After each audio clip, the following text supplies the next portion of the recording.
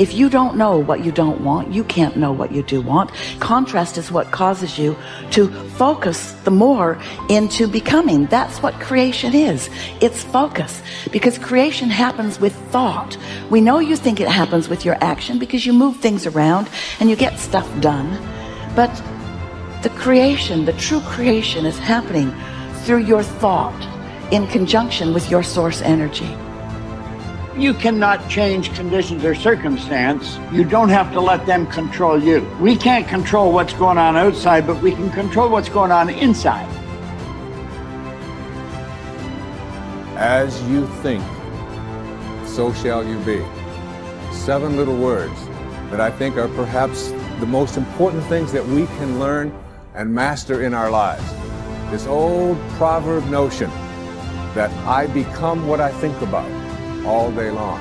And once you know that what you think about is what expands, you start getting real careful about what you think about. You don't allow your thoughts to be on anything that you don't want, or that you wouldn't want to have manifest or show up for you in your life.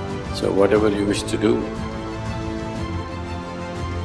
you must bring yourself to a moment of joy and clarity within yourself. At that moment, what you decide, even if you die, you must go by that. Whenever your emotions go up and down, your mind says many things. That's not important. In a moment of clarity, when I'm saying joy, because when you're happy, you're not compulsive. When you're very happy and clear, at that time, if you look at things and see, yes, this is what is more sensible for me, just do that. It doesn't matter if it feels like hell, because that's where your well-being is. When you're in different states of compulsiveness, if you make decisions as to which way to turn, you will be endlessly lost. That the way that we speak actually influences the way that we think. But perhaps even more importantly, number 2, he said the way that we speak influences what we think. That our thoughts, what we are capable of thinking, are actually linked to the way our neurons are being wired. Got better day by day and week by week and month by month, and I'm asking you to do the same thing until you can develop a long arm and a long reach, until you can develop influence that won't quit. Touch people next year you couldn't touch this year. Touch people now you couldn't touch before. Conduct a meeting now you couldn't conduct before. Heart and soul now mixed in there that wasn't there, missing before. I'm asking all of you to get better in spite of the winters, in spite of the downturn. The money downturn, the social downturn, the personal downturn, whatever it is. Just get stronger, get better. The key is not to wish for a better winter. The key is to wish for more strength, more wisdom, more courage, get better, get wiser, get stronger.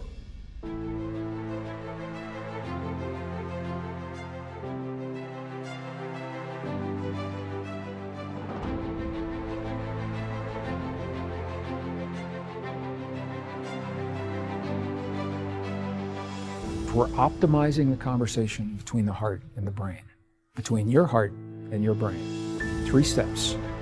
The first step is to simply shift your awareness from your mind into your heart. And what I've found is in the Western traditions, for many people, that's easier said than done. I'll ask people, are you in your heart? And they'll say, yep, I'm in my heart. But what they are really doing is they're still in their brain thinking about what it would be like if they're in their heart. This is where the indigenous traditions come in.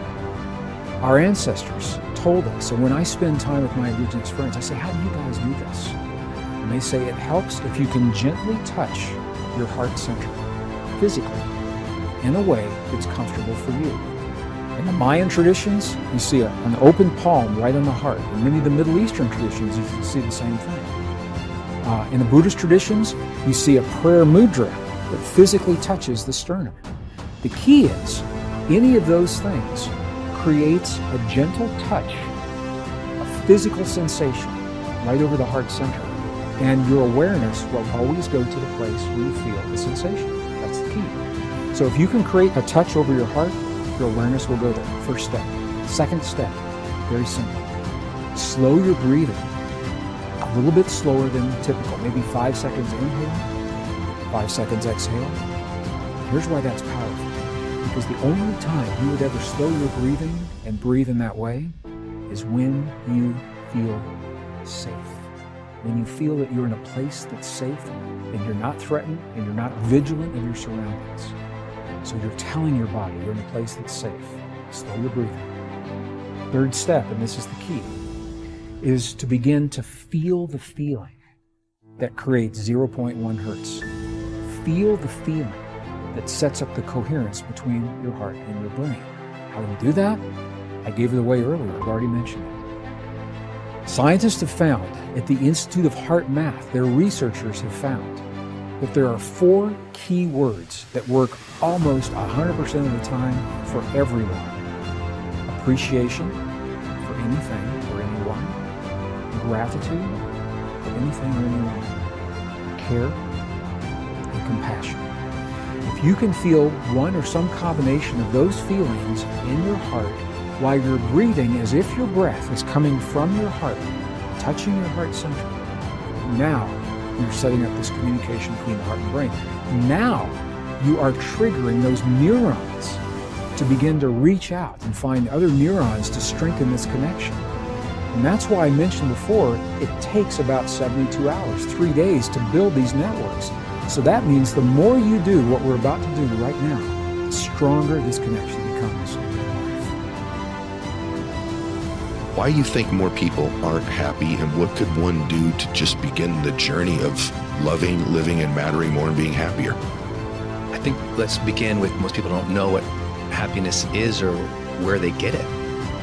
So I'll tell you what happiness is. Like the human desire and striving is we want a sense of aliveness. So you need to do more things that make you alive, make you vibrant, authentic, expressive, make you sense. For some people, it's adventure. They go mountain biking. It's like, wow, that just brought me back to life. You know, some people it's hanging out with great friends. Some people it's doing their passion. Some people it's, just honestly feeling and sensing the moment and meditating. Another thing that everyone wants is connection. Most people today lack the depth of happiness because most people lack a connection with other people. They are surface level relationships. You can't be really happy long term with surface level relationships. So you got to find out, how do I connect more deeply? And it can be simple things like you talked about. You know, with the kids, maybe less than the texting, call them. Have that moment of connection. It's nothing crazy, but that's what you're striving for. You want happiness with your kids. You're going to call them. You're going to connect with them. So think about connection relationships, a level of depth. Then we want meaningful pursuits.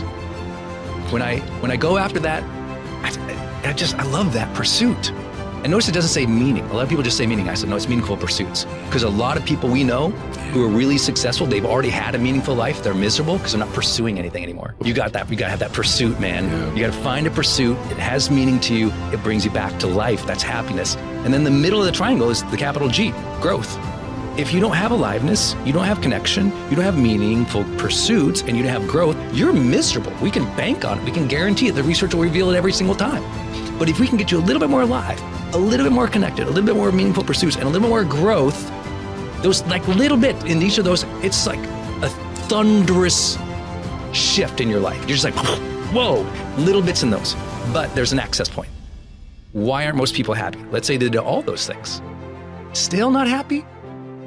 Then they're just not here. Presence is the gateway to happiness. If I can't get you present, to feel it, to sense it, can't change.